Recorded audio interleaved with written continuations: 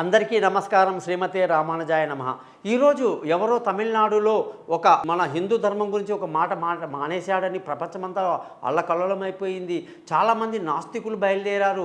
చాలామంది దేవుడు లేడు, ప్రకృతిని మాత్రమే నేను కొలుస్తా, ప్రకృతే నాకు దేవుడు, పంచభూతాలే నాకు దేవుడు అని పాపం పిచ్చి పిచ్చి భాషలు మాట్లాడుతుంటారు.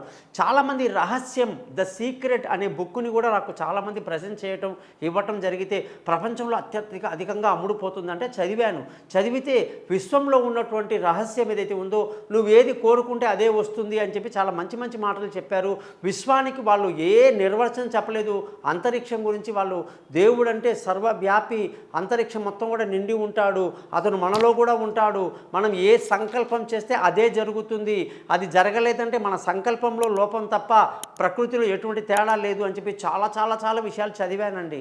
కానీ ఈ స్టేజ్ అంతా దాటి భారతదేశంలోని మునులు ఋషులు ఎంతో ప్రయోగాలు చేసి ఆ విశ్వ రహస్యాన్ని కనుక్కొని, విశ్వాత్మను కనుక్కొని, ఈ విశ్వానికి అధిపతి ఎవరు అని తెలుసుకొని, అది మహావిష్ణువు శ్రీమన్నారాయణుడు అని తెలుసుకొని, అతని నుంచి అనేక రకాల రూపాలు కానివ్వండి, ఒక శివుడు కానివ్వండి, బ్రహ్మ కానివ్వండి, మిగతా 33 కోట్ల దేవతలు కానివ్వండి, గోళాలు కానివ్వండి, అంతరిక్షంలో అనేక గెలాక్సీలు ఉంటాయండి. మనమున్న గెలాక్సీలో సూర్యుడితో కలిసి 9 గ్రహాలు, మొత్తం 10 మంది ఇక్కడ తిరుగుతున్నాము.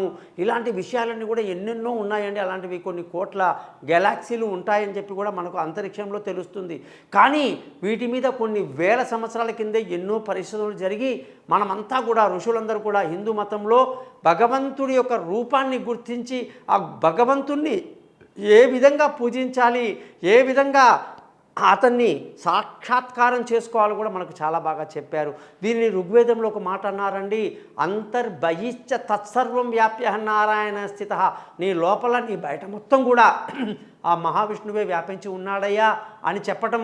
పంచభూతాలతో ఉన్న ఈ ప్రకృతి మన ముఖంలోనే, ముఖాది ఇంద్రాశ్చ అగ్నిశ్చ ప్రాణద్వాయ రజాయత అని చెప్పి, చెవులని శబ్దాలు, ఆకాశమని, కళ్ళని నిప్పు, అగ్ని అని, ముక్కుని గాలి, వాయువు అని, నోట్లో లాలాజలాన్ని వరుణదేవుడు అని చెప్పి, చర్మాన్ని భూమి అని చెప్పి అనేక రకాలుగా మనకి తెలియచేయటం జరిగింది.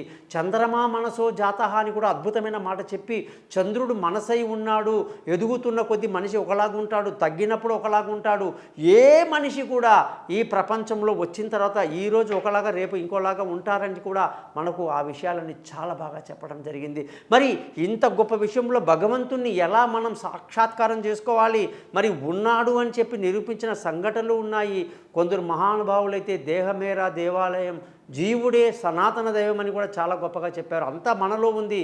త్రికరణ శుద్ధిగా మనం భగవంతుణ్ణి పూజించటం, చక్కటి మంత్రాలు కనుక్కున్నారండి. విశ్వంలో ఉన్న భగవంతుని ఇంప్రెస్ చేయటానికి కోసం ఆ శక్తి గురించి శంకరాచార్య లాంటి వాళ్ళు వచ్చి అనేక స్తోత్రాలు అమ్మవారి మీద రాశారు. మహావిష్ణు సహస్రనామం లాంటిది భీష్మాచారి వాళ్ళు చెప్పారు. ఆదిత్య హృదయం లాంటిది అగస్త్య మహాముని చెప్పారు. ఒకటా రెండా ఇంద్రుడు రాసింది, శివుడు రాసింది, ఎన్నెన్నో మంత్రాలు మనకు ఇప్పుడు అవైలబిలిటీలో ఉన్నాయి. వీటిని చదవటం వల్ల మనకు అష్టసిద్ధులు కూడా లభిస్తాయి.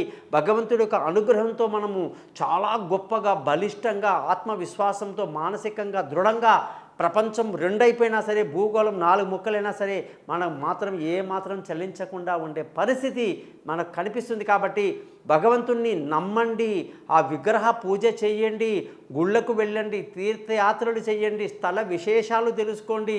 మీకు ఎంతో ప్రశాంతంగా కనబడుతుంది. మానసికంగా గొప్ప ధైర్యంతో ముందుకు దూసుకు వెళ్తారు. కాబట్టి ఏ సందేహం ఉన్నా నన్ను కాంటాక్ట్ చేయండి. మీ గోపాలయ్య గారు. నమస్కారం.